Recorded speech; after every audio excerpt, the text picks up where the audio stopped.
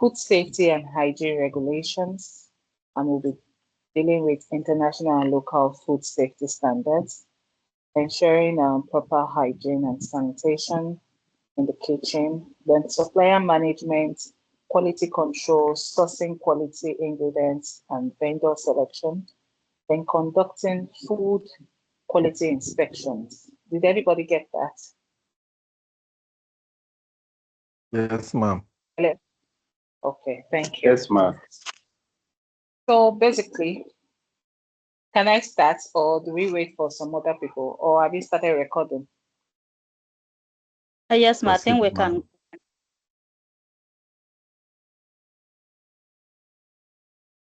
So in food safety, when it comes to hospitality business, when it comes to the industry, food industry, the catering industry, the chef industry, when it comes to food, basically handling, manufacturing, processing, and all that, food safety and hygiene is two terms that we'll always and frequently hear. And this is because these terms are extremely important.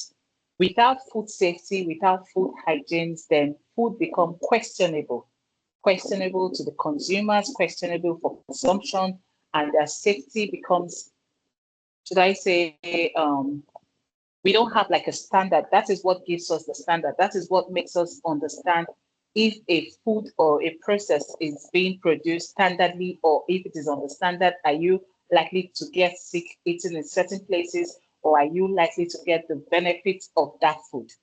So food safety and food hygiene is most times used interchangeably. And I can tell you, in as much as you think food safety, food hygiene, is it not the same thing? Well, there's similar but yet different terms. So now, food safety are the rules and regulations set up to ensure food and consumables are healthy for consumption. I'll take that again. Food safety are the rules and regulations set up to ensure food and consumables are healthy for consumption. While food hygiene, on the other hand, is a set of food processing and manufacturing practices and guidelines that aim to maintain and minimize food contamination, food poisoning through safe and clean operations to protect public health from foodborne diseases. I'll take that again. Hygiene is a set of food processing practices and guidelines that aim to minimize food contamination and poisoning through safe and clean operations to protect public health from foodborne diseases. So now it brings us to the question, what is the importance of food safety and hygiene? What is the importance? Why should we concern ourselves with food safety and hygiene if we are going to be running a kitchen in terms of a restaurant, in terms of a hotel, in terms of, should I say, a fast food joint, in terms of our homes, even to our homes, because these guidelines, we can actually implement them in our homes. So then if we are going to be looking at it in the terms of business approach, it becomes very essential for us to follow these guidelines and these procedures. So why is it important? Why is it necessary for us to ensure food are safely and hygienically prepared? One, and the major reason is it saves lives. When your food is prepared hygienically, when your food is prepared safely, you are going to have less casualties because you will have less cases of food poisoning, which can lead to deaths in fatal cases. So it's going to help us protect lives. So that is the major reason why it is important. It saves lives. Secondly, it reduces wastage. How does it reduce wastage? When you follow these guidelines, when you follow these procedures that have been put in place by the international systems, in our case, we have NAFDAC and SON. When you follow these guidelines, when you follow these procedures, you see you end up having less wastage. Because now, how do you have less wastage? You are going to maximize your food ingredients because you know how to store your food properly. So you don't have ingredient spoilage. You don't have rotting food. You're going to know how to source things. How do you store? So with this, it's going to help you minimize wastage. So instead of you having to cook excessively and you see that at the end of the day you couldn't preserve it, or buying things in bulk and at the end of the day you couldn't preserve it, so that is going to have enough wastage. So but with these guidelines and with these procedures, we are going to know how we are going to avoid and minimize our waste in the food business. So thirdly, it ensures business sustainability. What do we mean by this? Business sustainability in the sense that by the time you follow these guidelines, you adhere to it, you realize that your business is sustainable. One, you will not be shut down by inspectors when they come because you'll be ready and prepared for them because you are implementing those guidelines. So you will have a situation where you are always open for business. Two, people know you for giving quality food and they tend to come back. And when it comes back, what does that mean? It means your business is progressing. It means your business continues. It means the business is sustainable. Because it is not good enough for you to start a business. What you attain and what you look for is how can you have the business sustainable? How does the business keep itself afloat? How do you ensure that the business, you don't start a business today and next month you're out of business, 2 months time you're out of business, NAFDAC is coming to check you and you're in crisis because you have failed healthy regulations and there are checks and balances that couldn't meet up. So you see, your business becomes sustainable when you implement these guidelines, these procedures, these policies. It becomes sustainable because you don't have a problem of, I'm lacking in this, I'm lacking in that. Your business just runs on its own with minimal efforts because you have made those guidelines a part and parcel of your daily runnings, of your daily procedures. Thirdly, it promotes your business. A business that is known to produce hygienic food will always have returning customers. The business will sell itself. That is the difference why, should I say, for instance, where people will choose to spend thousands of naira in a proper restaurant than going to a mama put by the roadside. Because you know the tendency of you having food poisoning when you go to the roadside restaurant to go and eat is higher than going to a proper restaurant to eat. And people look at it and say, life what health is wealth. And thus what you feed yourself is what becomes of you. So they'll do what? They go to a proper place where they know their safety and the food is being prepared in hygienic matter. So it promotes business. So if the person walks into your restaurant and says, "Oh, this place is clean," wow, that's thumbs up.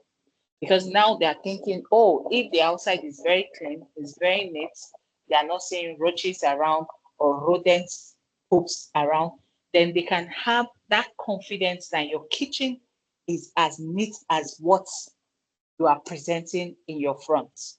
Because if you walk into a restaurant and you see a dead cockroach or you see rat poop on the floor, then it becomes questionable.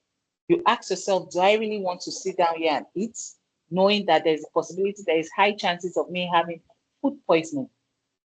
So it is essential because it promotes your business. Now, how do we maintain food hygiene?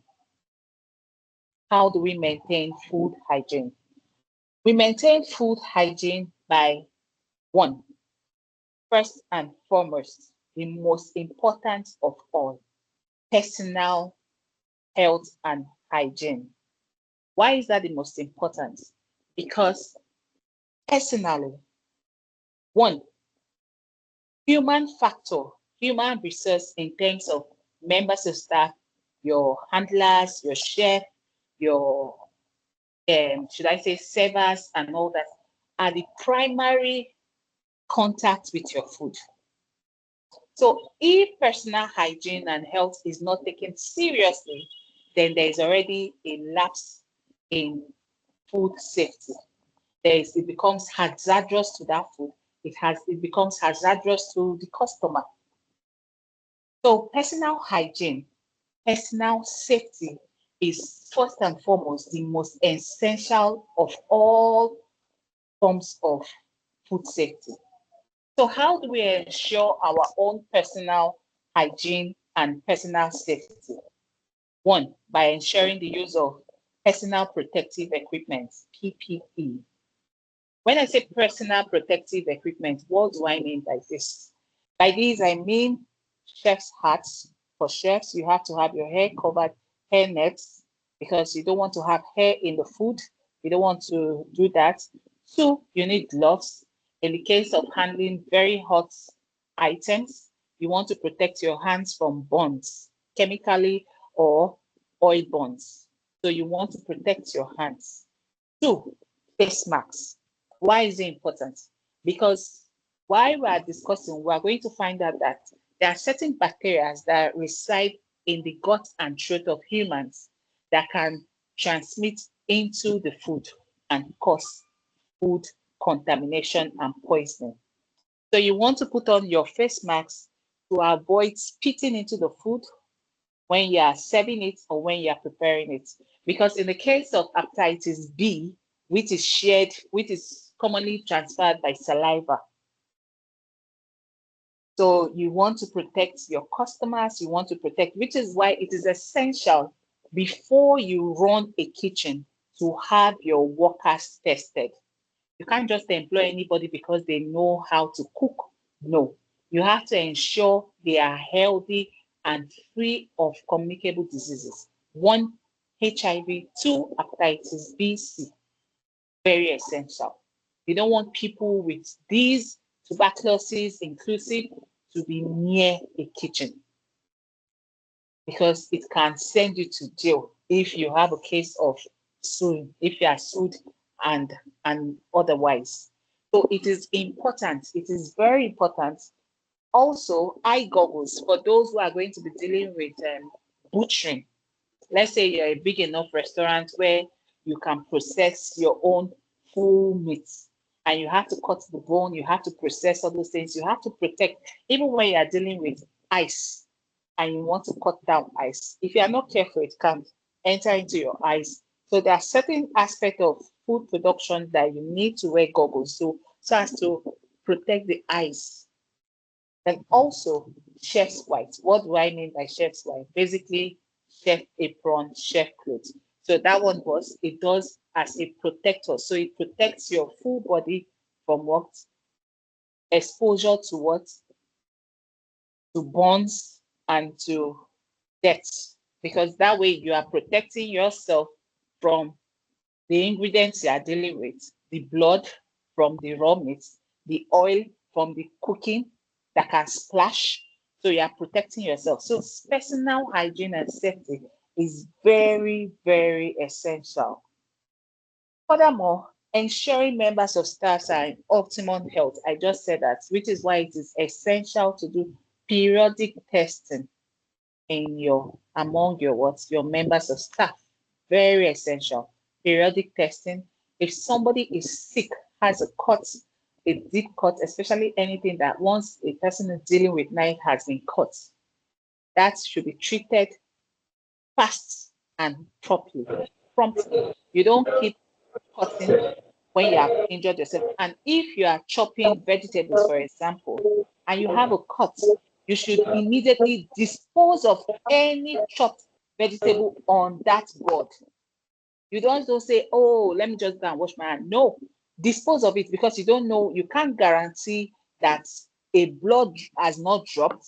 There has not been drop spillage on that vegetable. So it becomes automatically contaminated and you are supposed to dispose of it.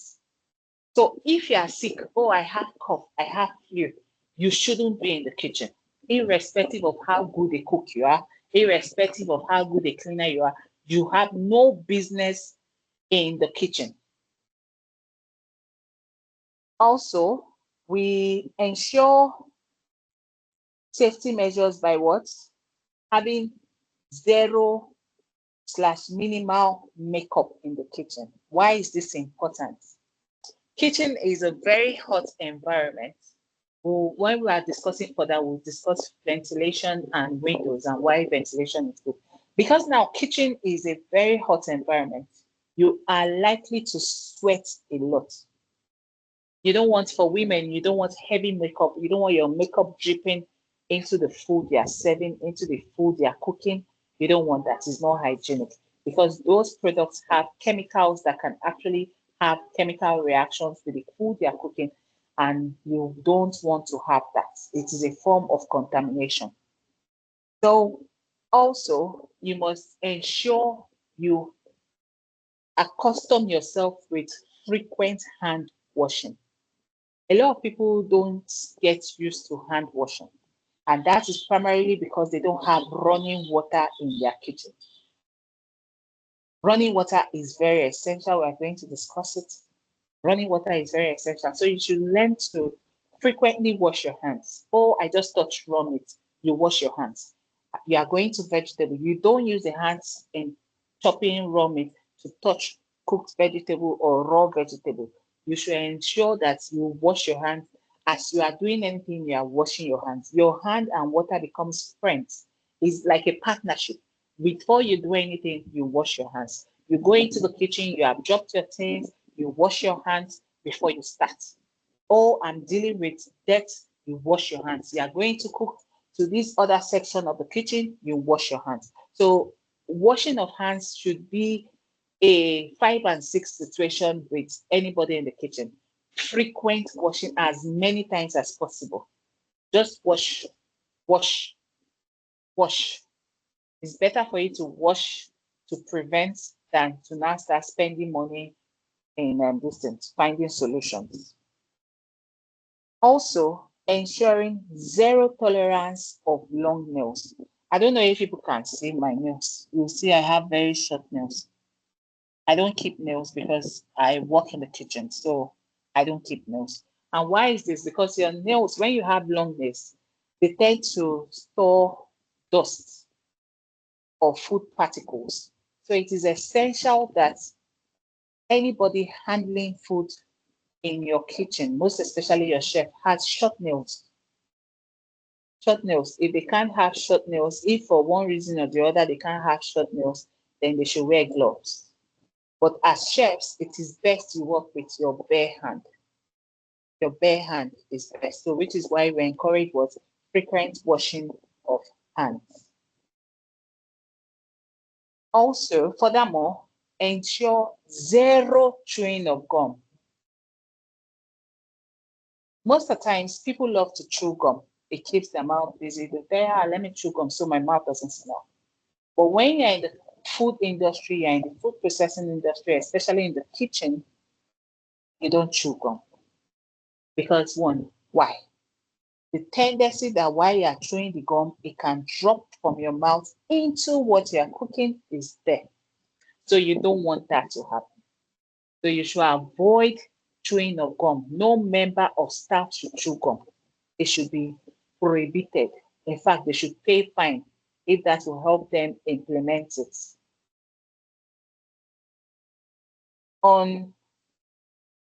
So now we're going to go to secondly. Now I've discussed on personal hygiene and how to ensure personal hygiene. Lastly, on personal hygiene, you ensure zero slash minimal touching of face, nose, mouth while handling food. Oh, my face is scratching me. No, no, no. You get someone else who is not handling food at that moment to itch for you. And immediately the person washes. Which is why, as a chef, you should have two towels, one for your hand and one for your face. So you're sweaty and all that. You don't do this splash. Splash could be into someone's food, either a food being cooked or a food that has already been cooked. So you should have a personal towel in your apron. So in your apron, you should have two towels, different colors to differentiate which is which. One for your hands and the other one for your face. You don't go touching your nose, pricking your nose. Ah, my nose is itching. Why? No, no, no. That is a no-no in the kitchen. Zero tolerance for that. Oh, my eyes, it's itching. That is why little makeup, eyelash, eyelash in some cases can drop into the food. Oh, I saw hair, I saw this one. Oh, yeah, itching your eyes, the eyelash, one will just drop. So it's little makeup, zero. Try to minimize touching your face while handling food. Two, how do we ensure food safety? By keeping our work areas clean and hygienic. How do we ensure this? One and foremost, most important is what ensuring a proper layout is established. What do we mean by proper layout? The standard for a kitchen layout is what? Delivery to storage, to preparation, to cooking, to holding, hot slash cooking holding, to service. What do we mean by this? It means your kitchen should be laid out in such a way that the first point, there should be an entrance point. In fact, you should have two exits, entrance and exits in your kitchen. One, the service in, which is your delivery place where the food comes in from. So that is the first contact with your vendors, with your raw food, with your raw vegetables, with your raw ingredients, which is your delivery point, which is where they supply you your raw materials. Then if you are the one going to market, where you take your raw ingredients to. Secondly, your storage space. Your storage space should be as close as possible to the delivery point. Why is this essential? Because you don't want to have you walk in, they deliver the goods, and your storage place is after your service points where people have cooked food, your holding point. Now it means now why they're carrying raw vegetables, for example, that has soil in it that can easily drop, and they are passing, oh, they are cooking food in this area, and they're passing over that to go and store it elsewhere. So that gives a gap in what and gives room for what contamination. So when you are planning your kitchen, you have to plan your layout to your delivery point. So your back kitchen, or should I say your back area, should have the delivery point, the storage point. Then you further in, you have what? Your preparation points, then your holding slash cooking point, and your service point. So at all times, food, raw food remains in an area that doesn't have anything to do with your cooking and service area. I don't know if anybody, if they are understanding what I'm saying. Are we following? Hello, are we following?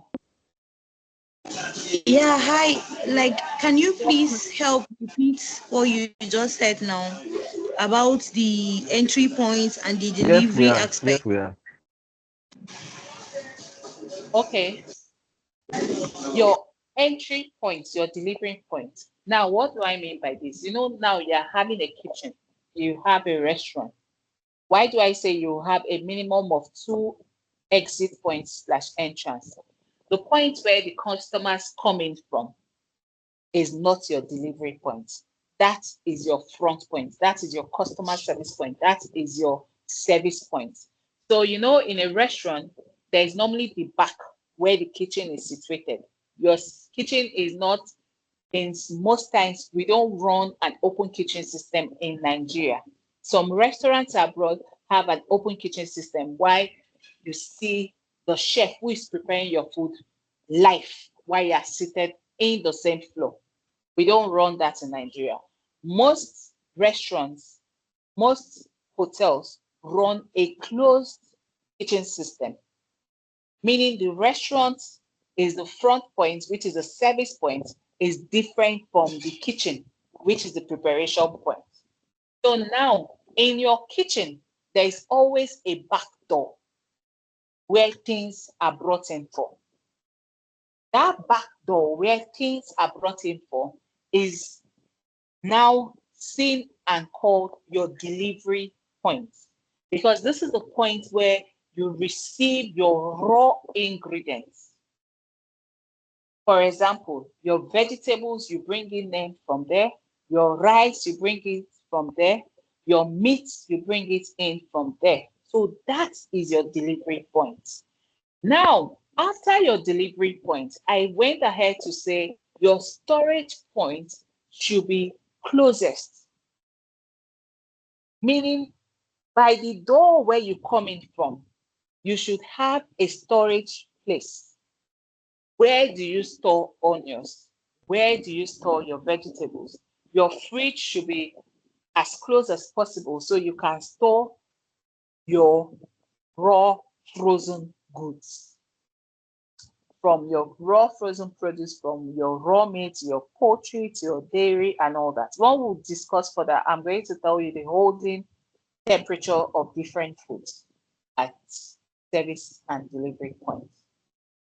So now, after that, what you should have is your preparation point, where you have your hand wash, where you prepare your raw ingredients, processing them for cooking. Where do you wash? Now, I went on to say your storage point should not be after your preparation or cooking point. Because if you have that, then you have a higher chances of contamination. And I used an example of carrying vegetable. We know how vegetables can be sandy in this part of the world, in Nigeria. You know, where you go to the market and the vegetables are basically brought into the market for sales by farmers. So there is no form of pre-wash or pre-cleaning. So you just have the sand and everything, how it was uprooted, how the yam was dug, no cleaning and all that. So you don't want to be carrying raw things. Oh, you're carrying blood, for instance, and you're taking it across food that wants to be served to a customer, or food that is on the fire. Then at the end of the day, you have sandy food. There are sometimes you go to a restaurant, especially substandard restaurant by the roadside, and you see, oh, you're eating and this food is sandy or contamination. It might just be a carelessness of somebody carrying something sandy across that cooked food. Not that they did not wash the vegetable well, no, but because somebody just carried that, or maybe, they put a pot. Imagine, okay, now most people who are going to be processing, should I say tomatoes, for example, in large quantity will go to what? A grinding mill outside. And you put that grounded tomatoes in a bucket that has been placed on the floor, most likely a sandy floor, and you bring it, and in preparation, you are not mindful of the fact that there is sand underneath the bucket, and you just pour it carelessly into the pot. What have you introduced into the pot with that tomatoes? Sand. So irrespective of how you cook it, that sand will remain in the stew and the jollof rice because somebody was careless. So after your preparation point, you have your cooking point. It is at your cooking point you have your gas cooker. You have your fire and all that. That is where you cook. And after this, we have the service, the holding point. What do we mean by holding point? There are basically two types of food in restaurants. We have what is called the cold holding service and the hot holding service. In the case of cold holding, we're talking about salads, we're talking about desserts, we're talking about, what should I say? There are some soups that are served cold, there are some fruits that has to be cold. Then hot holding in terms of cooked food, your regular meals that are processed, your soups, and all that. So for this service point, for those who run a restaurant that will have a cold, that's why if you go to a place like Transcorp, a standard 5-star hotel, you will see in fact, the cold kitchen is secluded and separate from the hot kitchen. And that is just a way of avoiding what? Cross-contamination. Because if you are doing a cold service menu, it has what? Higher chances of cross-contamination. That is why you see salads are the number one reason why people will have running stomach. If you don't handle salads properly, it will always lead to food poisoning, diarrhea, stomach aches, what have you. So cold holding service foods are likely to what? Have contamination, and therefore should be handled carefully and quickly. Meaning what? Oh, I'm preparing salads. You wash your vegetables, you chop your vegetables, and you cool immediately. You don't leave it out. No. You cool immediately as soon as possible because it doesn't want heat. Are we following? Yes. Yes, ma'am. Okay, thank you. So now your service point. Your service point is that point Yes. where your Hello? ushers, Yeah, good evening. hello. Your service point, Uh-huh. please can you mute yourself if you are receiving a call? Thank you. Your service point is that point where the chefs hand over food to the what? To the tenders. So the service person, the caterer, the service team, that is the service point. So that is when they carry the food from the kitchen to the consumer. Now, that is another critical point. We are going to discuss it when we are discussing HACCP. It's another critical point, but we'll discuss that further. So now, furthermore, on keeping our areas clean and hygienic, I've just discussed ensuring we have a proper layout.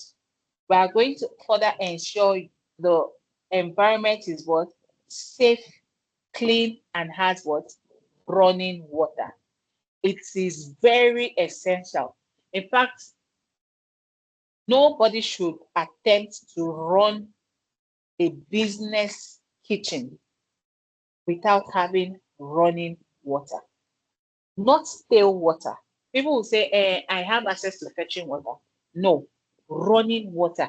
Even if you are going to be buying water, like you don't have a borehole or you don't have a water supply in the case of water board and all that in Nigeria, yeah, you should have an overhead tank.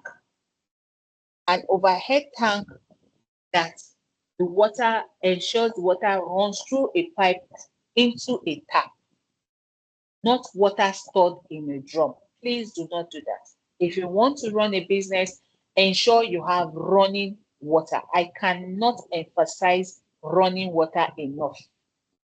Stale water. What are the problems that can arise from stale water? One, the growth of what? Germs and bacteria. In most of the time, algae is what you encounter, and that leads to food poisoning also. When you have stale water in your kitchen, it introduces mosquito, insects, and what have you. So that will further bring about contamination. So I cannot overemphasize the essential of having safe, clean, running water. That is the first thing you should check before settling for a site. What do I mean by settling for a site? Oh, I want to have a restaurant. I want to open a canteen. I want to open a fast food. You must ensure there is running water. It's not, I cannot overemphasize on it. It is very essential. Because when you have running water, why is running water essential and not still water? A lot of times people do this and it is an error, and I'm going to mention it now. We tend to what? Wash things in a bowl and in water and just soak everything in and wash. In as much as it is easier to do, it is wrong. Why? Because if you don't have somebody who is careful, you will still add soil, sand, dust, dirt into your food. But when you have running water and you are washing under running water, what happens? The sand, the dirt fall into the sink directly, not in the bowl. When you wash in a bowl, the sand remains in the bowl. But with running water, it flows straight into the drainage pipes, and you know you have your vegetables properly washed. But when you wash and it's in a bowl, the sand settles at the bottom of the bowl. And if someone is not careful, and if you are not conscious of it, you can see what? Introduce that dirt back into your food. So for a standard kitchen, even in our homes, by the time we get used to this, then we get used to it.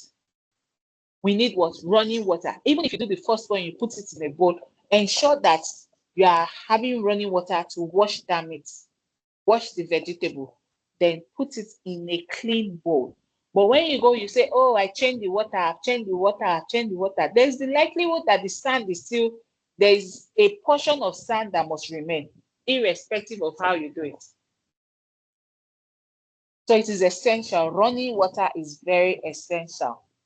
Then furthermore, we must ensure there is no risk of contamination from the surrounding area. What do I mean by this? A typical mama put joint, yamala, is around the gutters by the roadside. Oh, I want to eat by the roadside. You understand? Typical mama put joint. Now, what does being by the gutter have to do? One, it increases the higher chances of rodents and pests. Two, contamination from chemicals, because that gutter, you don't know what is being passed, channeled through that gutter. If there is a factory nearby, you are going to have chemical waste in that gutter. And in some cases, there are some houses that don't have what's it called? Proper drainage system, meaning their sockaway will leak into that gutter. So that is still having what? Bio contamination. So you don't want to go and situate your restaurant around what?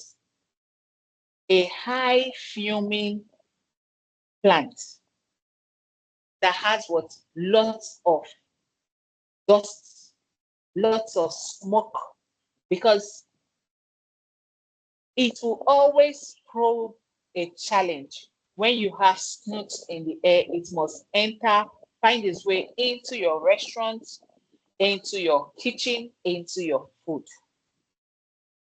I don't know if most of us are in Nigeria, you'll see the problem those in Port Harcourt will usually have a suit where they keep things and everything has black dust. That is from the high level of pollution in the environment because of the what illegal refineries around. So you don't want to situate your restaurant around a place where there's a waste dumping sites, because the smell, the rodents and all that will still find its way somehow into your facility. You don't want to situate your restaurant in a place where the sockaway is leaking, or the sockaway, the distance between the sockaway and the well is less than 100 meters. It is essential you do your findings. Where is the borehole situated? Where is the sockaway? Because if the sockaway is close to the borehole, then the likelihood that the sockaway is leaking into the borehole becomes a thing of concern. So that is why what you must ensure your environment does not place risk contamination to your business. Furthermore, ensuring adequate drainage and waste disposal. Adequate drainage and waste disposal. If you don't have adequate drainage or waste disposal, like I've been saying, it will introduce what? Insects. It will introduce roaches. It will introduce rodents, rats. Because stale water will bring insects, will bring roaches, and what? Inadequate waste disposal will bring rodents, rats. So we must ensure that in fact, in a standard kitchen, your waste disposal bin must be emptied out every day after business day. Meaning the dustbin in your kitchen must be emptied into a larger dustbin outside the kitchen every day. Every day before the closure of business. Don't leave it in your kitchen. Don't say, oh, I have a big dustbin in my kitchen. No, you should empty it every day. Because now what would that do? That will reduce your risk of what? Pest invasion, reduce your risk of rotting smell, chemical smell. It will furthermore reduce your wastage. Because people ask that, oh, I have this thing. When you have things that are spoiling and they begin to rot, it affects its immediate environment. Meaning, like for instance, one onion is bad or one Irish potato is bad, and you leave it in that storage point, it will affect the other ones, and they all start rotting. So you want to always dispose of any rotten food, any leftover food not properly stored, and at the end of every business day. And your outer disposal bins must be large enough with covers. It shouldn't be exposed. It must have covers.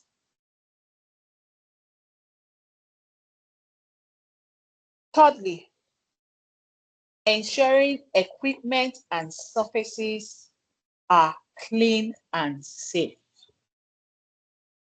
So under importance, under how we ensure food safety, we have discussed what?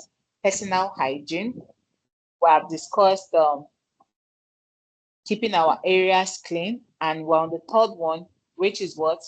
Ensuring equipment and surfaces are clean, are safe.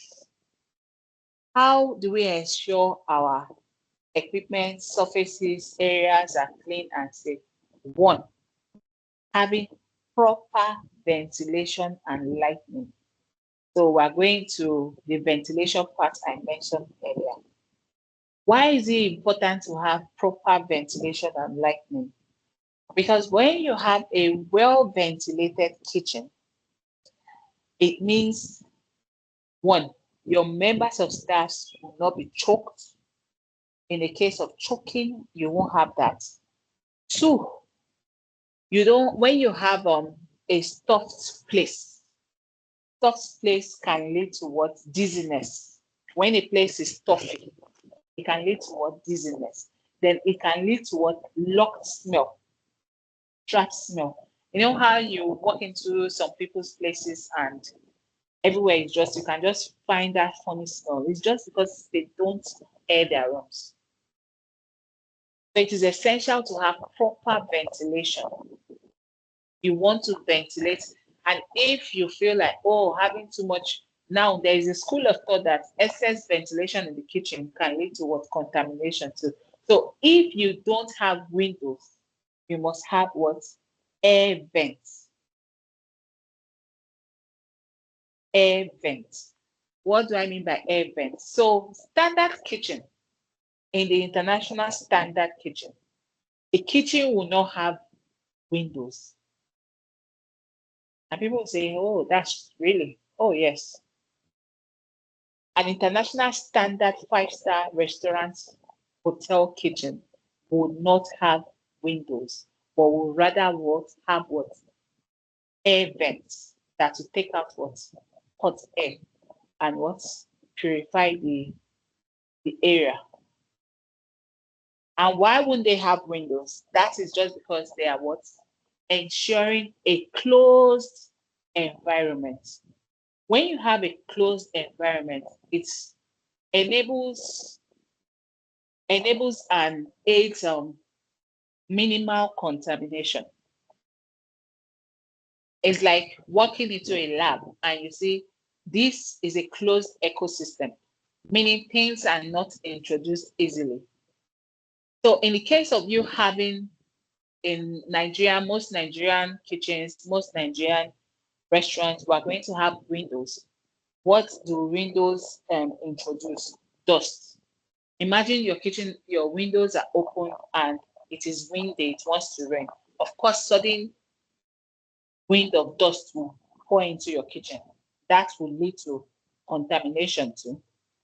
So while it is important to have ventilation, it is also important to remember that the more the usage of windows, the higher the chances of contamination.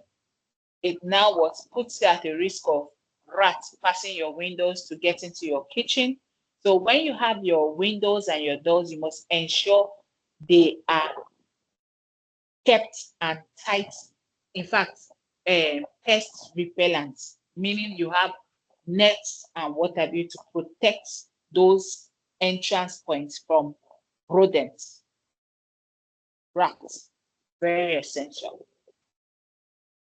And you don't want to have a kitchen window directly above your cooking area. No, you don't want that. The layout of most kitchens in Nigeria is your kitchen, your windows will be in your washing area, which is your preparatory. Yes, in the case of sudden dust, you can still easily wash it off, but you do not want to have a window directly above your cooking area. It is a no-no. It is a fire hazard and higher risk of contamination. Are we following? Do I go on or? Yes, ma'am. Yes, ma'am. Right. No, come on, we are following. Okay.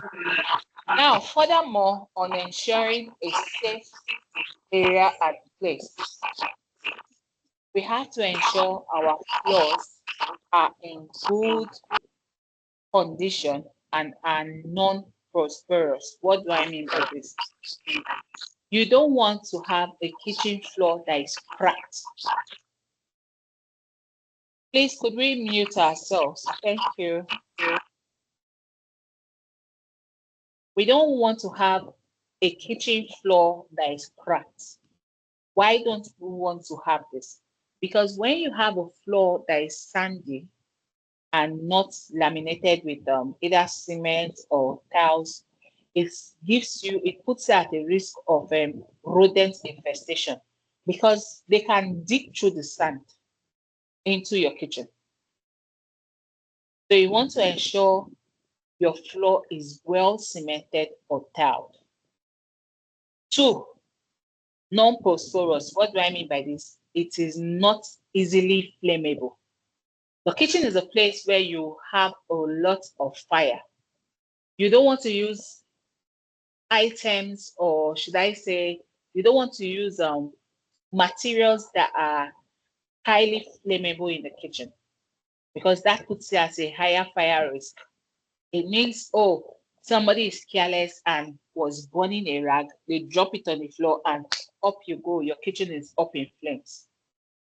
So you want to use materials while building your kitchen that are not what? non-flammable, that are non-flammable. You don't want something that is highly flammable. Also, your walls, you want to ensure your walls are what? Light in color. What do I mean by light in color? It is typical of Nigerians and Africans to go for dark color in places where, or areas where they feel is going to have a high traffic area. Why is this? Because they want to hide dirt, but it is actually wrong. The standard in a kitchen is light color, so you see dirt and tackle it. And you want to have walls that can be cleaned easily. So it's either you are using oil paint in your kitchen, white preferably, light blue, sky blue, preferably light colors, very visible colors that, oh, one dot on it and everybody has seen this thing. And you want to use oil paint. Why did I say oil paint? Oil paint because it is what? Washable. You should think of something like satin paint. Why? Because it is washable. Or you tile your kitchen. You have full tiling. So that way it can easily be cleaned, easily be wiped, easily be washed. So you don't want dark colors in your kitchen. It is a no. It is not a standard. The standard color for kitchen is light color, preferably white. So it's either you are using a white flooring or you are using a stainless steel backsplash. So in the case of renting, oh, you have rented the place and oh, you can't make so much modification. So what do? So that place where you have your this thing, you have a what? A towel, either you put towel or you put what? A black splash. So you must have a backsplash where you know the oil getting to this thing can easily be wiped out. Are we following? Yes, we are. Furthermore, we Yes, must ma'am. ensure all equipments are in excellent conditions. Excellent conditions. From your electrical equipment, you don't want a fire hazard. So, oh, the fuse is burnt. Okay, and the wire got done. Please change it. Don't manage it. Sir, this adapter head is broken. Please change it. Don't manage it. Sir, we're using a non-stick pots. That is why it is advisable in a standard kitchen that you use a commercial grade stainless steel equipment or cast iron. Commercial grade stainless steel equipment or cast iron. You don't want Teflon. Now, what is Teflon? Teflon is non-stick, the regular non-stick pots we know. And what some people don't know is certain people are allergic to Teflon, meaning a food cooked with that non-stick pot will cause allergy for some people, allergic reactions. And secondly, when a non-stick pot has cracked even a tiny bit, it becomes a medical hazard to the human body. So for a kitchen, if you know you want to run a restaurant, you want to run a catering site, you want to be a caterer in terms of running large quantities, you want to have a fast food, please go for commercial grade stainless steel equipment or cast iron when you can afford it. I can't emphasize that enough. It is very essential. Fourth, we should ensure food are correctly stored. So this is going back to food storage. I told you we are going to discuss it further. So this is the time to discuss food storage. Now, why is it essential for us to store food correctly? Like I mentioned earlier, when we follow these implement these guidelines, we ensure what? Minimal wastage. When you store your food properly, it will save you costs. It will reduce your cost of production, your cost of your unit costs, because buying in bulk will always supersede buying in retail. I can't emphasize that enough. The more bulk you purchase, the higher your profit margin than when you buy retail. So, but when you buy bulk, it is essential you know how to store your produce. One, what is the major thing to consider when storing? You know you are going to have different storage systems and places for dry and wet foods, raw and canned foods, poultry, meat, and dairy. You don't store everything together. It is wrong. You are going to have high spoilage and cross-contamination, biocontamination, and biohazard. How do we do this? The primary place in ensuring food is properly stored is by getting what? By checking your food when it is delivered, when it is brought in. In a case of now, I'm going to merge it with supplier management and quality control.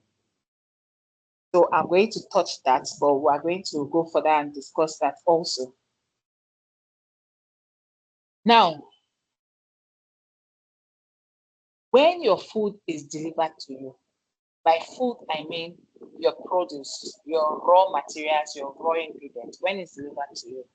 In the case of people who are going to be using vendors, outsourcing purchase. Some restaurants don't purchase the produce themselves. They have vendors deliver to them. It is not a bad thing. But when vendors bring such produce to you in the raw form, you are to ensure that they are brought in at the right temperature. 2, they are brought in fresh and not rotten. 3, they are brought in undamaged in the case of packaged and canned foods. So now for foods that are supposed to be chilled, like your raw meats, your dairy oats, a van is bringing meat.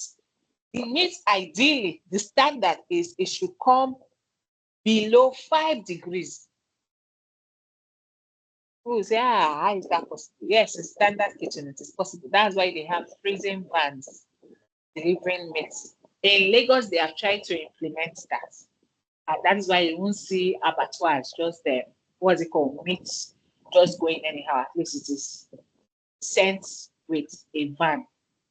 In Lagos, from abattoir to the market, if the abattoir is not by the market, a specialized meat van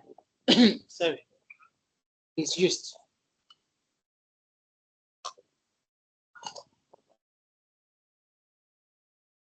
Specialized meat van is used to deliver meat from the abattoir to the market.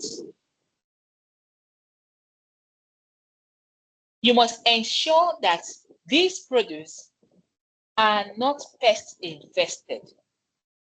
In the case of grains, in the case of beans, because if you accept goods that have pests, insects in it, There is nothing you want to do to it that will make it get spoiled later on. So when you are buying beans, when you are receiving beans, you must ensure there are no holes in the beans, because that is a telltale sign of weevils in beans. So you must inspect it. Is there maggots in the meat? Is the meat looking rotten? Because if you collect a meat that has sign of spoilage, it is definitely going to rot. So at your point of delivery, at your point of purchase, if you are going to be purchasing yourself, you must ensure that food and produce are gotten at their freshest form and stored quickly. What do I mean by stored quickly? There are some times that people make error. Oh, you go to market. In fact, I tell people, when you are purchasing things in the market, the last thing you should buy and in a separate bag is your protein. Why is this? Because it has the highest chances of deteriorating, especially in heat. So meaning, if you want to buy things that you want to cook, buy every other thing. Start with your canned goods, then buy your vegetables, then use a separate bag and purchase your protein. Because if you are going to the market to buy meat, it is raw. Two, in Nigeria, meats are not preserved ice in the market, meaning it is hot. It is straight from the abattoir to the table of the butcher and the seller who is selling it.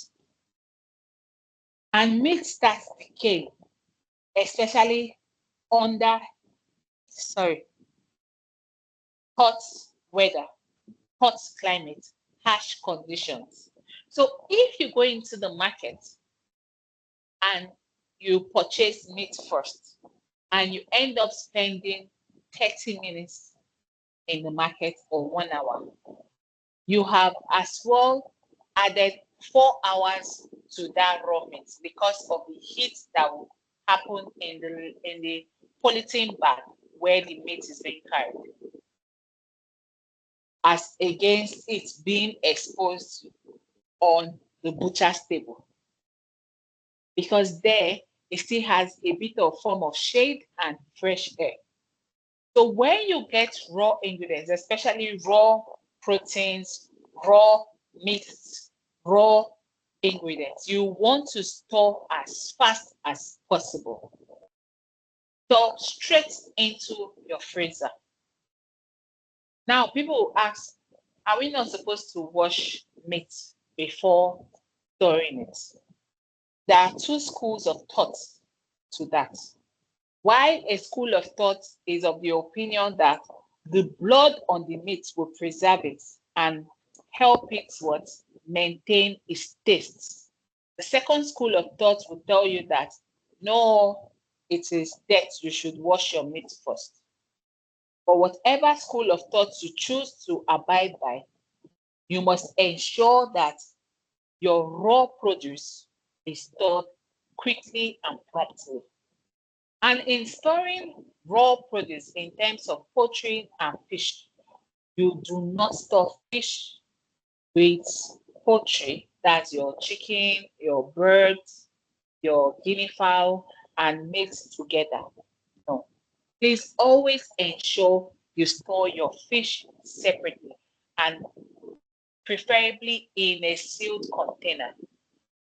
Fish, why am I insisting on fish? Everything seafood, because this is an allergen. A lot of people, we have people who react and allergic to sea produce, from fish to shellfish to prawns and what have you. So you always want to, and they have potent smell, meaning it will transfer smell into other things and contaminate them. So you want to store your fish in a sealed container. Now, which brings us to the use of multi-use refrigerator. Now, in a standard kitchen, you shouldn't have one freezer or one fridge for everything goes. No. Firstly, you should have a different freezer and fridge for raw produce and a different freezer and fridge for cooked produce. This helps what reduce what cross contamination. That is just, and that is a way of what ensuring safety food. So we're going to continue now. So we have discussed separating food and why it is essential. Now, allergens. Allergens are one thing that one should try and ensure they are separate. Now, what do I mean by allergens? Allergens are those foods slash produce that people are allergic to. Most people are allergic to. From you have your nuts, you have your fish, you have your dairy products, you have your eggs, you have your shellfish. Now, it is essential, which is why when you see factories that produce biscuits that also have nuts, they will always put, that is why it is important and it is required of every manufacturer to indicate where need be that what there is the likelihood what there is allergen, even if that product doesn't have it, that the factory is still being used to handle allergens. Because when you are working with nuts, you can't really tell where it might fly into something else. So you want to indicate and make people know that this kitchen handles nuts, this kitchen handles dairy products, this kitchen handles fish, this kitchen handles eggs. So in as much as you are going to try to separate them, but the customer is aware that there is a possibility and chances that it can slip into their food, which is why one should ask when creating menus, and you should state in your menu basically everything that is in that food. So for people to see in the menu, and those who are allergic will tell you, oh, sorry, can I have this without this because I am allergic? And if it is something you can do, you say yes. And if it is something you can't do, you say, sorry, we cannot. What else would you like to order? So it is very essential that we separate food. It is very essential. It is very, very essential. So now, in storing cooked food, what is the expected temperature we are supposed to store food? For raw food should come, I said, below 5 degrees Celsius. Chilled food should be stored below 5 degrees Celsius. Holding service food for hot food or between when you are serving it and when you are giving it to the consumer should be kept above 63 degrees Celsius. Why is it important? Because this is the temperature at which bacteria cannot grow.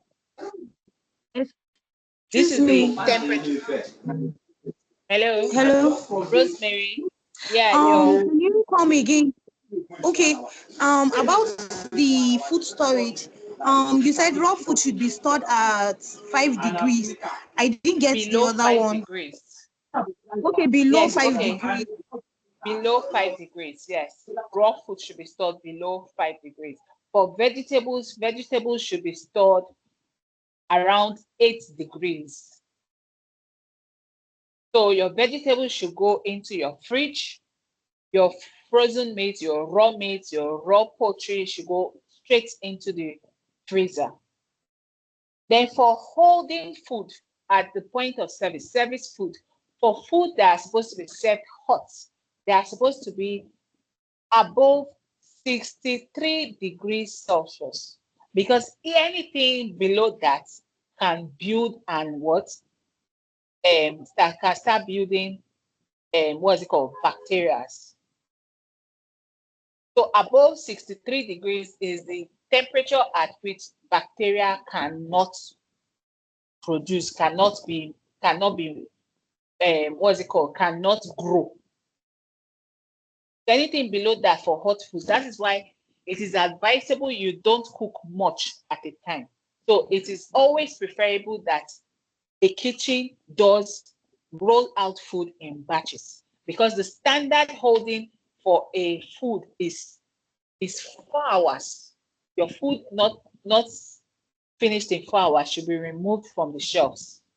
You shouldn't hold food more than 4 hours. So if you are holding food in display, you should have what? Continuous heat over it.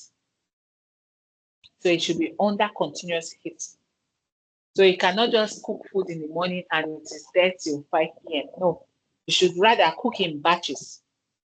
So it is coming out as fresh as possible if you are not doing an a la carte system of menu. So if you are doing a ready to eat menu, you should cook in batches. Ensure your food is coming out in batches and not one food for the whole day. No, it is wrong. So we should ensure now, so that takes us to the next point of ensuring food are safely prepared to avoid food safety hazard. What hazard are we talking about when we say food safety hazard? Biological contamination. I've been saying this, so now we're going to discuss them further. So now for biological contamination, this can occur from pathogenic bacteria and toxins they produce.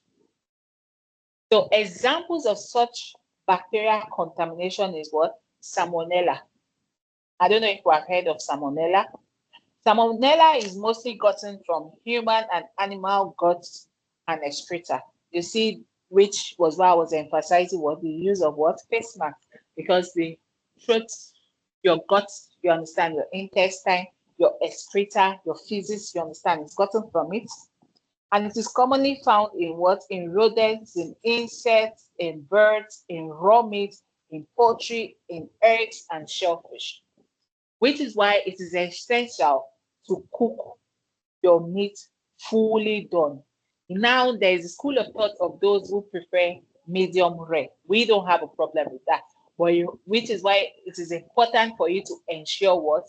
Your vendor or supplier or your meat is gotten from a hygienic butchery place, abattoir. So if you buy a sick meat, if your source is questionable and a person asks for rare or medium rare, there are some restaurants, there are some places you go abroad and you see, in fact, whites prefer rare or medium rare. That is where you slice into the meat and you can still see blood in it. That is how some people like their meat. So for cases like this, you have to ensure that the abattoir or your source, your vendor that is supplying you meat, is giving you top grade quality meat, not a sick meat, not a dead meat, not a rotten meat. It's essential. And when you are not doing that, you must do what? You must cook fully done and at a very high temperature very fast. Because when you cook food slowly, you introduce bacteria, and there are some bacteria that form, and no matter the temperature of heat that it gets to, it doesn't die. No matter how high you later increase. So for meat, you should start meat at high temperature and reduce the fire, the temperature, when it is almost cooked, so it doesn't burn. But not start with low heat and later increase it. No. Another form of biological contamination is, sorry if I don't pronounce the name well, I'm not a medical person, so it's Clostridium periengens. So this is present in human. After this class, maybe during the week, I don't know, I'm going to try and give her the soft copy of my notes so she can share it with those who took this class. Unfortunately, my system where I have my soft copy had issues, so I don't have access to it now. If not, I would have been sharing the screen. So this is found in what? Human and animal excreta, raw meat, poultry, vegetables, as well as soil, dust, sewage, insects, and occur during cooling / reheating process. So now this is coming back to what I said about holding temperatures, why it is essential to hold things and cool things very fast. So organisms can grow in certain temperature. Different organisms have different temperatures at which they produce and at which they grow. And dust, soil. So imagine you are finished cooking food and dust just comes. You don't know what that dust, where that dust came from, whether it was from one sockaway or one poultry where they have chicken excreters and all that. It has just blown into your kitchen. You understand? So it exposes you to such. And so what do you do as a kitchen? You ensure what? You reduce your risk. Cooling very fast, heating very fast. Which is why it is advisable for a standard kitchen to have a blaster, a cooling blaster. So that reduces the temperature of things very fast. It freezes, it takes it to almost freezing point in less than no time. But when we can't afford that, we have to try and just ensure you put it in the freezer as fast as possible. So we now have Staphylococcus aureus, which is found on the human skin and can be present on the skin, the nails, the nose, the scalp, and the throat. You see so this is one bacteria that personal protective gear, PPE, protects the consumers from. So you have your face mask, you can't spit out, you can't expose it. Your nails are short, you can't release Staphylococcus. You understand? You have a cut, you treat it immediately so it don't infect others. So we have Clostridium botulinum. Now this is very rare, but very fatal too. If you find it, the person is likely to die. The person will not survive. And it is found in the intestines of fish, soil, and vegetable. You know, there are some fish they'll tell you, oh, this fish is edible, but the intestine is not edible. Puffer fish, some people tell you don't want to eat the intestine of the puffer fish, for example. So there are some foods that, oh, this part is edible and this part is not edible. So fish intestine is a very risky business when handling. So that's why certain fish, when you're buying fish from the market, especially when you go to a seafood market that has access to exotic fish, you have to make your findings and know, is it all parts that is edible? Is it all parts that is that is that is that is good for consumption?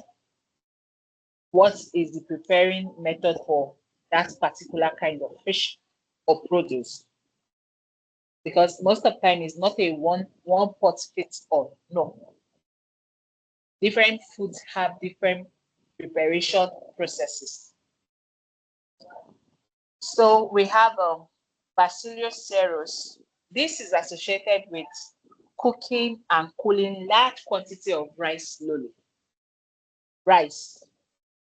It is also linked with spices, soil, vegetables, and cereal crops.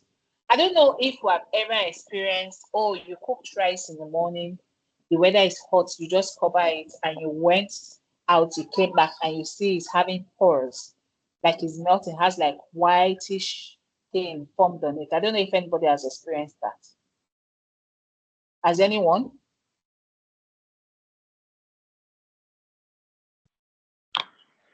Yes.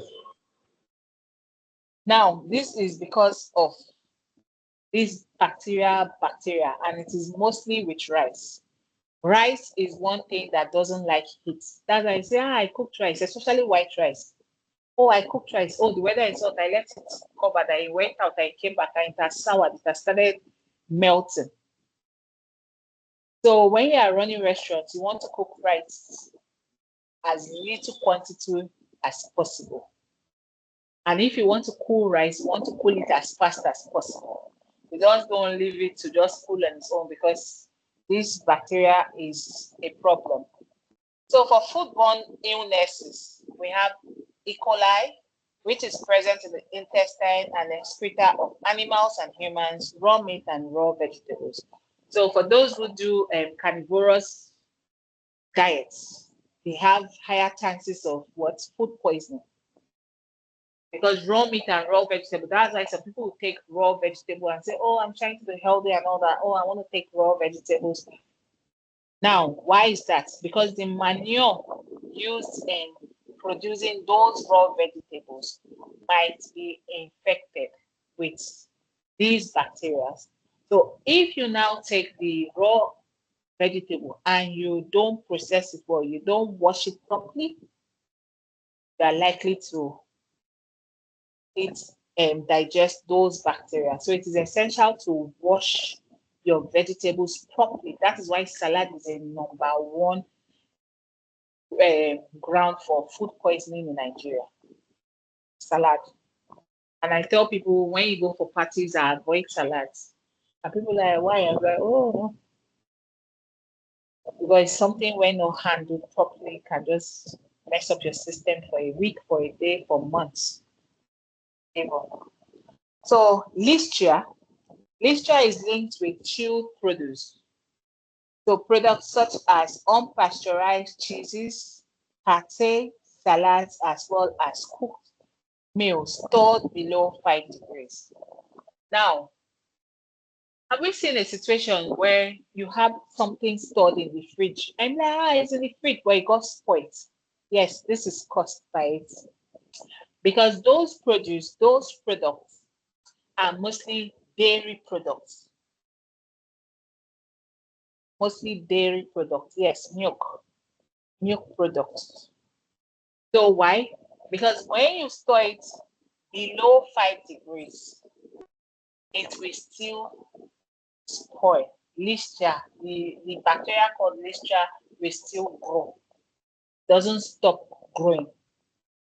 So that's why you see, oh, I kept it in the fridge, and it was in the fridge, but it got spoiled. It was stored at the wrong temperature, which is why temperature is essential. You must place things in the required temperature holding. So now, chemical contamination. How is this possible? Chemical contamination are possible from what? The chemicals used in surface cleaning, equipment cleaning, in fight of rodents. So if you are using, for example, sniper, so there are certain chemicals you should avoid in your kitchen. For example, sniper. Oh, I want to chase roaches, you use sniper. You want to chase rats, you use sniper. And those can easily drop and contaminate your surface, which is why it is essential for you to clean your surface interchangeably, as frequent as possible, even while using it. Because especially for wooden chopping boards will absorb liquid, which is why it is not encouraged to have wooden chopping boards in a standard commercial kitchen, except for what? In fact, it's not encouraged to use it in a standard commercial kitchen. You want to use a commercial grade silicone chopping board. That is your best form of chopping board. So as to avoid moisture. You don't want anything that can absorb moisture, that can absorb liquid. Because if you are using wooden chopping board, is a no, even in the house. Don't even use it for your raw meat. Because when you are chopping raw meat on it, what's the wood doing? The wood is absorbing the blood. And no matter how you wash it, it has absorbed that blood. That blood will not finish from it. It won't leave. And that is why you see Japanese who use lots of wooden equipment and wooden this thing for food processing, do what is called oil,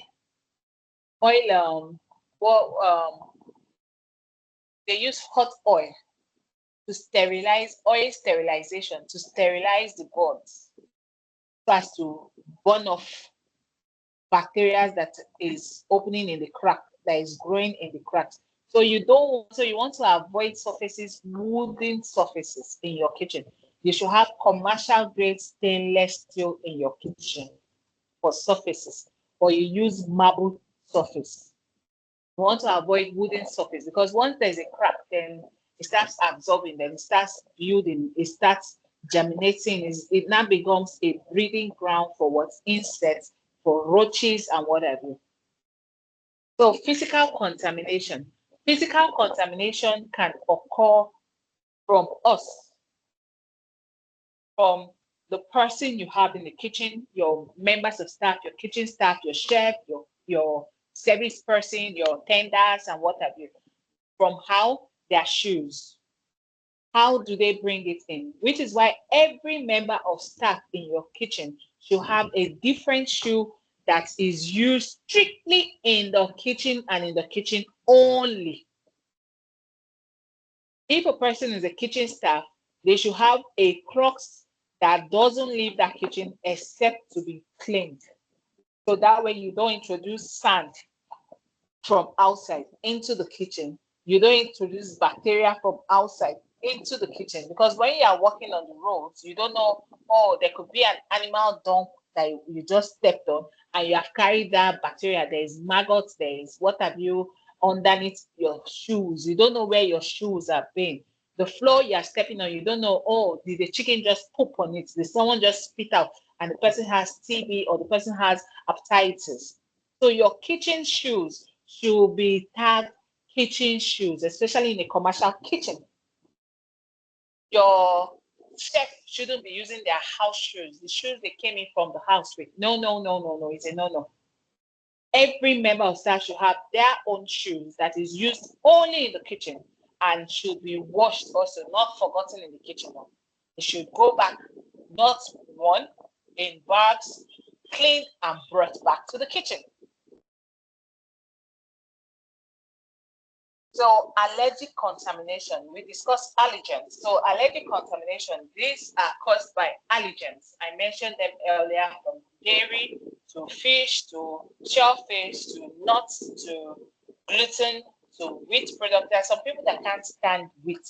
When you give them anything that is made from wheat, they'll always react. And what they're allergic to most of the time is the gluten found in wheat. So you have to know, you have to ask. Your menu has to be comprehensive. It has to show what is inside. And you have to give notice in case of allergens that your kitchen, it should be there. It's for your safety, it's for your protection. And now, how do we control cross-contamination? Cross-contamination basically is from, like I tried to explain on kitchen layout, how you can cross-contaminate your food if you are bringing raw and mixing it with cooked food. Now, cross-contamination, where is the fastest way to happen? It happens by the chef. The chef is the fastest person, is the easiest person to cross-contaminate any food. Why? Chefs, we use bare hands, which is why it is essential to always frequently wash. Now, if you are preparing food, oh, I just chopped raw meat, I just cut fish, and you are careless and you touch vegetable, and that vegetable has been washed and wants to be used for salad, that vegetable is likely not going to be cleaned again. So meaning the blood on my hands from the raw food I have touched, I have gone to touch an already washed food, and I have inevitably cross-contaminated that food. And oh, I'm using knife. Another fastest way is using one knife for what? Multiple purpose. Oh, you chopped raw vegetable, pop, pop, pop, pop, pop. You want to slice egg to put in the moi boiled egg, and you use that same knife without washing it. You have what? Cross-contaminated that food. So how do we control cross contamination? By one, introducing color-coded equipment. Color-coded equipment. Color-coded equipment. Now, the standard and the international standard for color-coded equipment are as follows. Red for raw meat, blue for raw fish, yellow for cooked meat, green for salads and fruits, brown for vegetables, white for dairy and bakery, purple for allergens.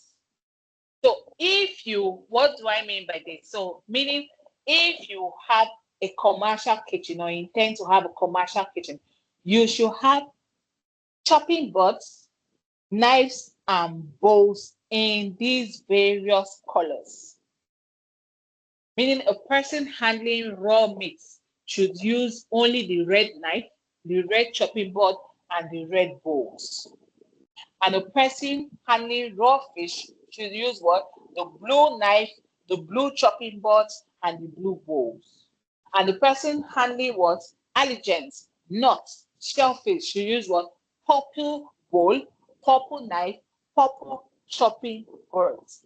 And the person using what's it called? Salad and fruits should carry what? Green knife, green chopping boards, and green bowls. So when you have color-coded your kitchen, it reduces your risk of cross-contamination.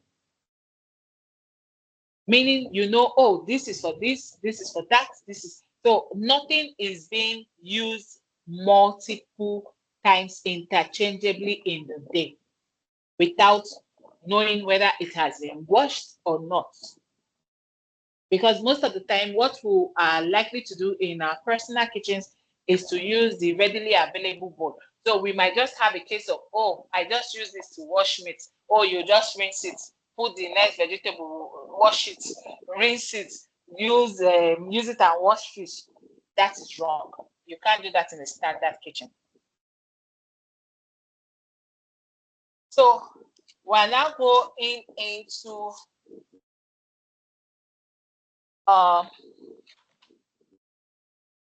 HACCP. So HACCP, what does HACCP mean? HACCP basically means hazard analysis control, critical control points. I don't know if you got that. Hazard analysis, critical control points. Did we get that? Are we following? Am I being fast? Am I being slow? Am I carrying everyone along? Yeah. Please I answer. know that, man. Okay. So now, your HACCP, this can be classified as what? It can be classified under food safety management system. These are how we run our kitchen, how we know, okay, at what point do we know our kitchen is running? How do we know we're adhering to what? To food safety guidelines? How do we know we are doing the right thing?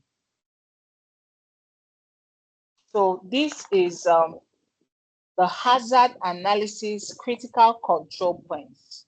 It is used to what? Identify the critical points for stages in any process, the hazard that may occur, and how to control such hazard. What do we mean basically? So basically, it is a system put in place to say, okay, at this point, what are the things that are likely to occur to go wrong, to be a problem? How do we control it? So the system needs to provide what? Documented record of the stages of what? All food that we go what? Through right up to the time it enters the what? Purchase, the HACCP. So from the purchase and delivery to the what? The receipt of the food, to the what? Storage, to the preparation, to the cooking, to the cooling, to the hot handling, reheating, chilled service, and serving. So it is basically now a document that we put. I wish, oh my, listen, don't worry, I'll send the soft copy to her. So it is a document that shows, that writes down now, it documents everything. So at the storage points, at the purchase points, did we purchase good food? You mark yes. Was the food that delivered, was it in good condition? Yes. Did it have any damage? No. Did it have any sign of pest infestation? No.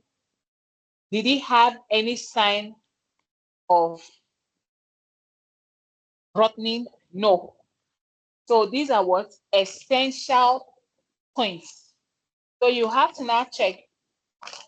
Two, at the purchase point. Now it is going to be signed by, in most times, multiple people. Because in a standard kitchen, every department or every stage of processing has a different unit. Meaning those who are handling, who are receiving food are different from those who are storing the food. Those who are storing the food are different from those who are preparing in terms of washing the food. And you have the what? Those who are preparing in terms of cooking, which is now where you have your chef, your sous chef, and you now have those who are what? Serving the food. So in a standard kitchen, you have multiple people at different stages of processing, food processing. But if you are a small restaurant, or you just want to open small, but you want to do the proper thing, it means at every point, you sure that you are documenting, because these are the things NAFDAC son will come and check in your restaurant. Are you following? Where is your document that shows that A was purchased, what was purchased, how it was purchased, when it was purchased, date of receipt? Those are the documents that you will have to produce. Then you have to now show in your receipt of food, oh yes, this food came good, this food. These are what helps you to what? Curb spoilage, helps you to curb wastage, helps you to curb problems. What do I mean by problems?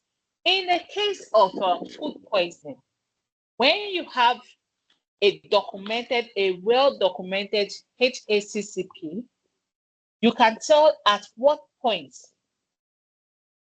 the poisoning occurred. And that saves you a whole lot of drama and knowing who to hold responsible. Because if you can determine at what point the food was contaminated, the food encountered problems, then it means you can hold somebody responsible and you can know where your restaurant lapses, where you are having problems. I don't know if you are following. So it is essential. So it is a document. So it is a document to show. So wait, let me. Oh, I don't know if I'll be able. I'll send out a distance. So it is essential for you to have documentation, for you to document things in your storage. I don't know if I discussed stock rotation in storing food. So in storage, in your storage point, while you are storing, it is important in doing stock rotation. What do I mean by stock rotation? Stock rotation basically means first in, first out. If meat was purchased 3 times a week, you should know that first in is the last one. Let's say you bought meat last week, Monday, or let me say in your restaurant, you purchased meat Mondays, Wednesdays, and Fridays. Now, when storing, you should label every day of purchase of that meat in your container. And when you are bringing out meat to use, you must start with the one that was bought on Monday as against the one that was bought on Friday. That is to what ensure that things are being used before their best before date. And in the case of canned goods, you must arrange your produce according to the dates of expiring or best before date. Meaning, if you have if you went to the market and you bought let's say 10 cans of tin tomatoes or 10 cans of sweet corn, and you come back to your restaurant and you see that you had 2 cans of sweet corn or tin tomatoes left, you shouldn't just add those 10 cans to it. You should check the dates. Remove the old 2 that was left over, put the new ones, and put the leftover ones in front. That way to ensure you use the old one first before the latest purchase. Are we following? Hopefully we are following.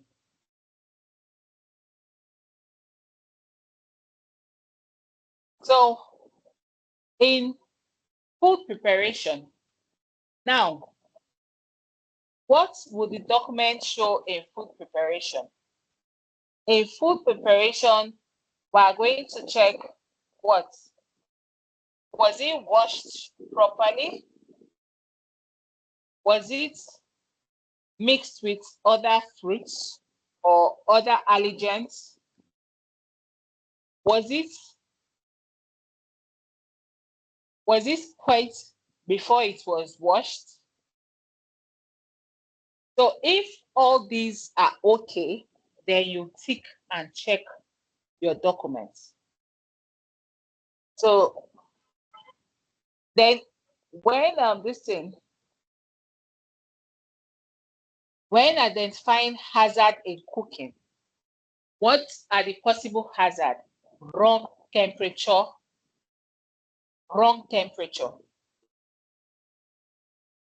So when you prepare a food in the wrong temperature, it is likely to have what?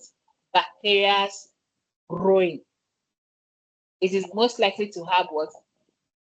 Bacteria growing, or you are going to have an overcooked meal which eventually loses its nutrients. Which is why, sorry, excuse me.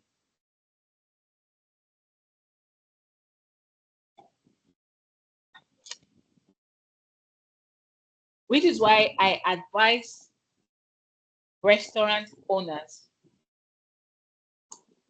don't cook your soups fully done on your first day or the first time. If you're running a restaurant and you're running a ready to eat, or you're running a people order and you cook, you should have your what? Your base.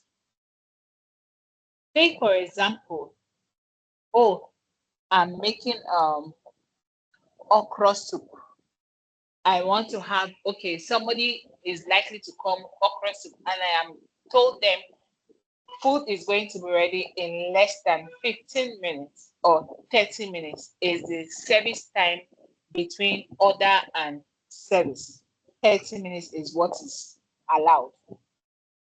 Now, don't say, oh, I want to cook okra soup and store in the freezer.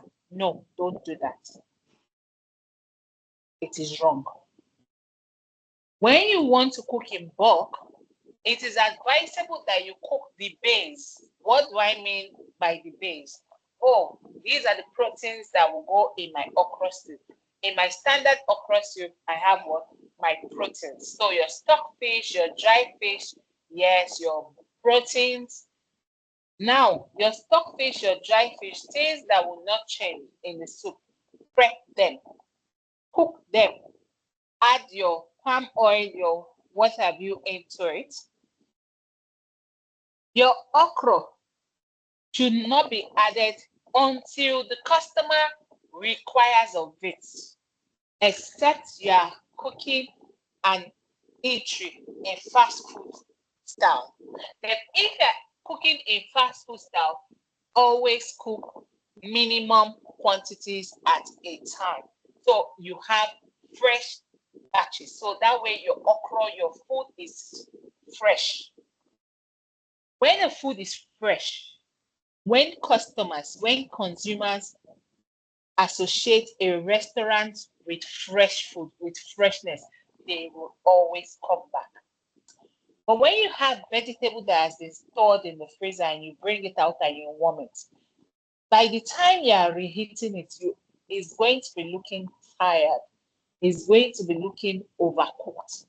Which is why the moment you put your vegetable should not steam more than a minute or two. Turn off your fire and serve. That way it is fresh. It remains green.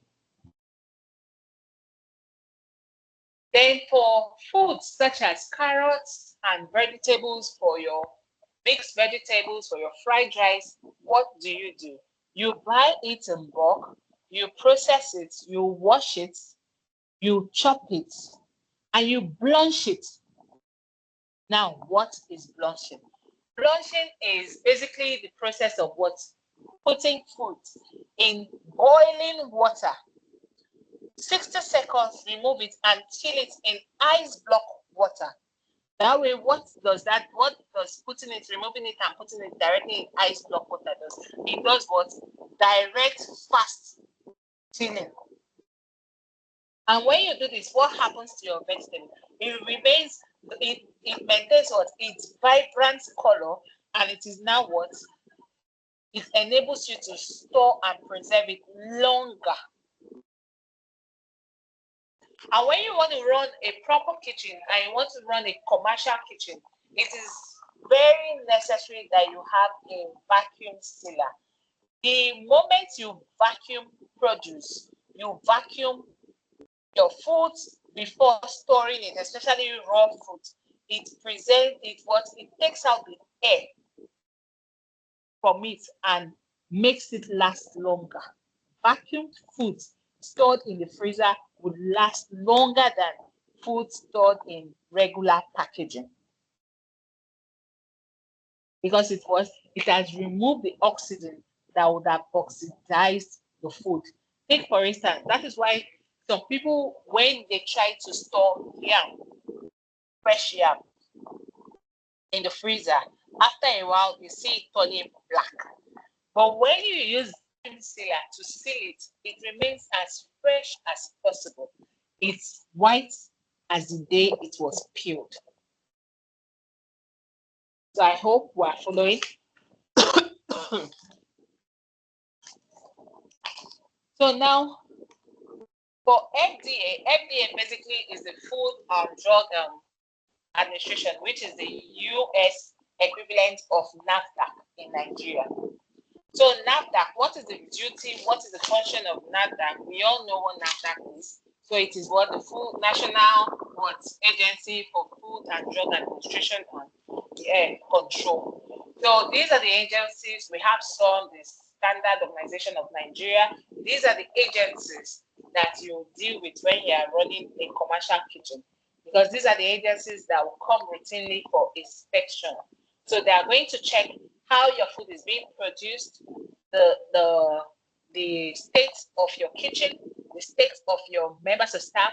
Are they looking proper? Are they wearing the proper equipment? Are they wearing the proper policies? Are they following the guidelines, the international guidelines? Do you have documented documents showing how frequent your equipment are cleaned?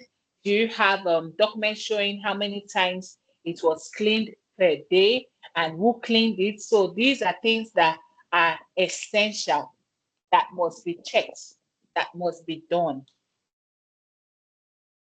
Then now going to our next topic, which is supplier management and quality control. Then under it, we are going to be discussing sourcing quality ingredients and vendor selection, then conducting food quality inspections. For supplier management and quality control, basically, we are going to be dealing with, for those outsourcing their purchasing. What do I mean by outsourcing your purchasing? It means you don't like going to the market. You don't have time to go to the market. You want things readily available at your doorstep. You want things readily brought to you. You don't want to go to the market. Now, in doing this, what are the essential factors that one should consider while selecting vendors?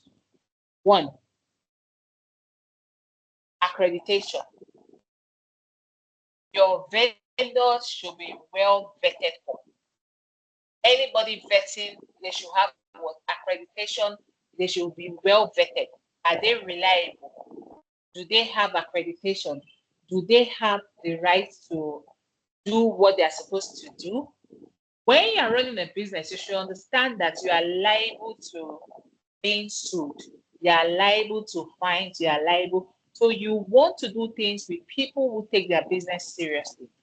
Irrespective, people will say, but I'm a growing business. How do I encourage somebody who is a growing business?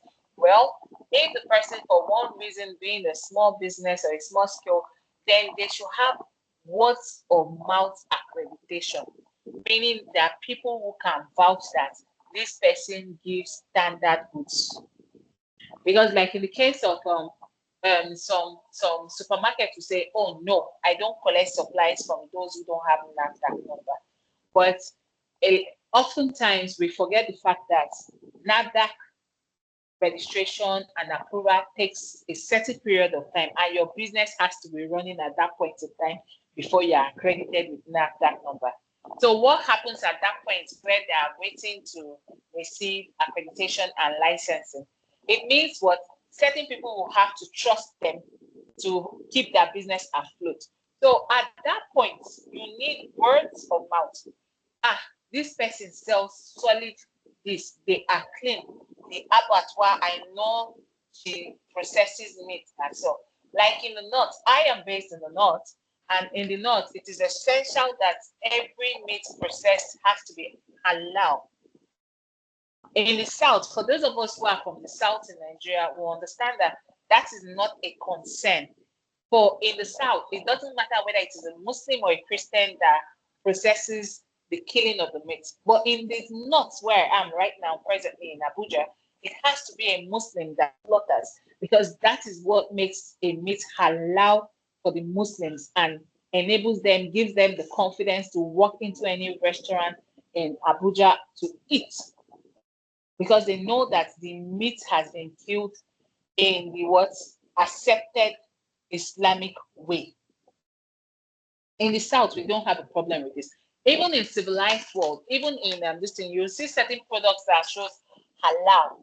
So that basic means that that food was processed, or the meat, mostly it has to do with meat, was processed in the Islamic way. It was done right. So when you have a vendor that has good reviews from people, you are rest assured that they will give you quality products, produce, and clean produce. So it is essential that where you source, the vendor you use, or the market you go to, it is essential that you are guaranteeing the freshest ingredients for your consumers. So it is not a case of you are going to the market yourself, or your vendor is going to the market and you are purchasing rotten tomatoes because it is cheaper. No. That is why if you want to go into food business, into hospitality business, into catering, you must essentially be ready to purchase things at specialized market, because it is now when you are in the business, you realize that every market is not a one fit all markets. There are specialty markets. There are markets that what is readily accessible, bulk purchase, and cheap and fresh is vegetables. What is readily available, fresh and ready to purchase, bulk and good prices is meat, protein. What is readily available in this market is what? The freshest fruits. So you will now realize that if you are sourcing yourself for a business, you have to go to multiple markets. Because if you go to a market that is cheap in protein and you see fruits there, it means you'll be buying fruit at what? At an exorbitant price. So if you know, oh, in my business, I want to be producing smoothie along with food, then it means you are going to be looking for a market for fruits, or look for a market that is big enough to be cheap with good produce and guaranteed freshest produce for food items and fruits. Then if you say, oh, I want to do shawarma, I want to do shawarma, I want to do chicken, you have to be sourcing what? Poultries, where you can readily get what? Birds. Then if you know, oh, I want my menu to be a strictly breakfast menu, then you know what are you looking for? Eggs. You need flour, you need oil. So depending on your menu will basically determine the markets you go to. So it's not going to be, oh, I'm going to one market to buy everything. No, you might have to go to multiple markets at multiple days. That is hospitality business for you. Then vendor selection, we have discussed that. So it's basically eliminating vendors that don't have reviews, good reviews. If you check that, this person, they'll say, this person, no, don't buy from there. They're cheap, but when you hear but, always ask the but, because the but is the true story. And they are good, but just ask, what is the but? Don't risk it. Because at times, if you follow that, if you don't listen to that but, it will end you in a mess. If somebody eats your food in a restaurant and has food poisoning, and woe betide you, that person becomes a fatality and dies, your restaurant might close forever, might lose your license. And if they come and they see that, oh, you were careless, there is proof that there is carelessness in your kitchen. And that is why in the UK, you see most restaurants, the ratings, the health inspection ratings is placed by the window or the door of the restaurant. So why is that? So that tells people that these restaurants, they are clean, they are dirty. So if you choose to eat there, then you chose to eat it because you know. But in Nigeria, we don't have that ratings put. So you have to use your eyes, use your ears, and your taste buds to determine whether or not you return to a restaurant. So, conducting food quality inspections. You as a business owner, you as a business manager, it is important that you randomly go through your inventory, go through what is in your storage, just view what is being done. So I will advise you, if you know you want to open a restaurant business and you don't have time to be there every day, have a CCTV camera that is functional. Do random checks yourself. Go and check what is being used. Are they wasting? Are they allowing things to spoil before they use it? Are they using it? Are they storing properly? What kind of ingredients are they buying? Are they buying rotten tomatoes in the market?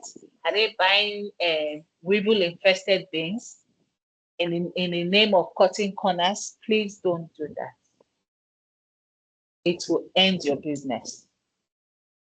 It would end your business. It is guaranteed to ensure failure of that business. So I'm going to be taking questions. Anybody has questions, you can ask questions. Hello, are we still here or am I talking to myself? We're still here, ma'am. Thank you. So do we have questions? We are here, ma'am. So anybody with Okay, questions, please is there forward anything that you the want to? question. Okay. Question, please.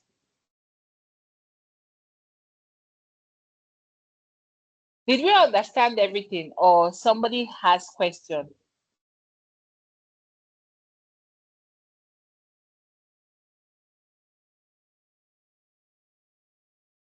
Okay. Hello? Or should I ask questions to know if you guys really understood what I was saying?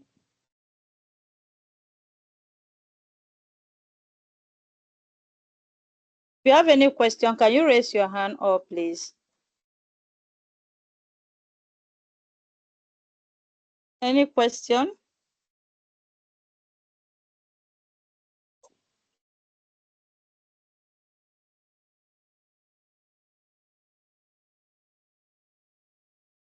Okay. It looks like there's no question anyway.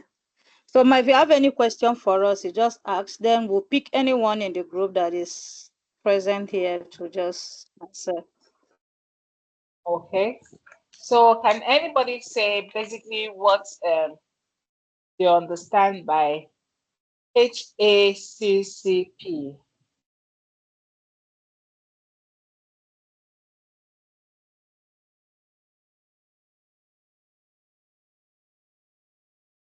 Are we all sleeping? No, ma'am. Hazard analysis critical control points. That's the meaning, ma'am. Yes, yes. Thank you very much. It means you were following. So everybody understood what was said. You don't have questions. I guess I did a good job with the coaching, right? Yes, ma'am. This is the time to ask questions. So, okay, let me throw it to you now. Ask questions irrespective of whether it is something that has been covered or has to do with hospitality business. I am open to answer. I'll take 3 questions.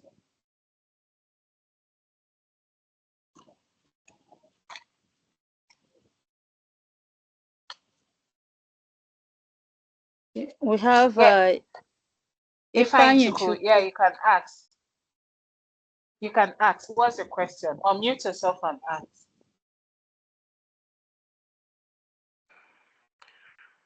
Okay. My question is, I didn't really get clearly the in the food storage part where you talked about how we can um, slice our vegetables and like maybe we want to make fried rice and Okay, blanching. store it. So I didn't really get that clearly because I didn't know Okay. it's possible to do it that way. Okay. So the process of So storing please, vegetables, is that the only okay, question you ma. have? Yes, ma. Okay, that process I was talking about is called blanching. Yes. Blanching. So what does blanching entails? It basically means putting your produce, raw produce, most of the time vegetables. Blanching is one thing used for mainly vegetables in boiling water for a maximum of 60 seconds, not more than that. Removing it, sieving it, and putting it directly into ice water. So, ice water, what do I mean by ice Okay, ma. water? Basically, water with chopped ice, broken ice in it. So the water is cold, very chilled water. So as to what? And the what? The The processing. hotness. Yes, so it does not continue because Oh, when you remove food from fire and see hot, it's still cooking, which is why I said your vegetables, once you have added your vegetables in your soup, you shouldn't leave it for longer than 2 minutes because the heat in the pot is still going to further cook it. So in order to stop the process of cooking that vegetable, you put it in ice water, you soak it and give it an ice bath. So when it has cooled in that ice bath, what sieve it and what you store it. So you put it in your Ziploc bags and what freeze it. Then if you have vacuum sealer, be better for you. So that way that is how you make your frozen vegetables. And that way it maintains its vibrancy, it maintains its nutrition, and it maintains its color. If not, you notice that at times when you process vegetables for fried rice and you have bulk and you buy, you understand, you just wash it and you chop it and you put it in the freezer or you put it in the fridge, you see it turns black. It loses its color. It loses its color because of the process of oxidization. You understand? So it turns darker, it becomes brownish, it becomes darkish. So, but when you blanch it, it retains its vibrancy. So orange is still orange and green is still green. So it maintains its freshness, yes. And you can use it longer and you can now preserve it longer. So that's why some people say, I don't like buying carrots in bulk, it's used to spoil. No, you don't know how to process it. Yes, so when you blanch it, I think I really. Yeah, so when you blanch it, so when you are chopping it, you just chop it in different sizes. Do you want diced? Do you want it julienne? Do you want it oblique? And all that. So you do it in the various cuts you want. Then you blanch it, ice bath it immediately to eliminate further heat and what you store. Any other question? Is it clarifying? The storage level, I would like to know The storage temperature for different foods. Or which storage level? What do you mean by storage level? and on Hello? sieving or that's back. Hello, ma. Yeah, you said the storage level. Hello, ma. Yeah, I can Yes, hear as you in now. I'm a freezer or a fridge. Okay, for the vegetables, it's frozen. You freeze it. It's best frozen. That way it maintains itself. So once you have done ice bath it, you freeze it immediately. So it is best for you to freeze it in portion sizes. Okay. Yeah, so you freeze it in portion sizes because I think I left out on this one. I left out thawing and the essentials of why certain foods shouldn't. Okay, now you just said something. Okay, thawing. Now I'm going to quickly talk about food preparation, cooking, reheating, and thawing. So that thawing has to do with reheating. Now, in food preparation, we cook food, we braise food, we fry food, we blanch, we bake, we fry, there are different processes. We smoke food. Now, it is essential to know that when you have cooked food, especially for bulk food storage, cooked food storage now, or even raw food storage, when you have cooked food or your food has gone through the process of freezing, how do you thaw your food? If you thaw your food wrongly, you will end up in contamination. What do I mean by this? The first rule to remember is every frozen food brought out to thaw cannot be refrozen if it thaws completely. Do we understand the meaning of thaw? CHAWED. Do we understand the meaning? To thaw basically means to defrost the food. So meaning if you have meat that was frozen in the freezer and you bring it out, oh, I want to cook something and I want to cook, but I don't want to cook the whole meat, and you allow everything defrost, you can't take the remaining meat back. That becomes a food hazard. So when you want to, that is why I mentioned storing things in portions, especially for things you want to freeze. It is very important and it is very essential to portion your food, whether raw or cooked. So that way you know, oh, I need a portion of meat. Portion of meat, you bring out one Ziploc bag of meat, and that is it. You want double portion, you double the portion, or you have some you store in double portion, you store in 3 portions, you store in 5 portions, determining the number of people that you want to cook for at that point in time. But if you put like some error that some people will do and put, let me say, soups in the house now and store it in custard bucket, 4 liters custard bucket, and now you want to eat in the afternoon, and definitely you are not going to eat that whole soup.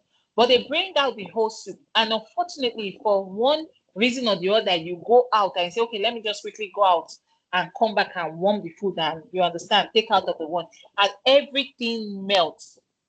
You are not to put it back in the freezer. That is a number one no-no. In fact, that is where listeria comes about. So salmonella too will grow in such scenarios. So you don't want to risk bringing out food and making it dissolve or melt completely. No, it is not allowed in standard kitchen. It is a hazard point in thawing, which is why you don't, once you bring out food, you reheat it and you finish it, or you discard it. Once a food has been completely defrosted, what did I say? You reheat, eat, or discard. Do not take it back to the fridge or freezer. Not allowed. Did we get that?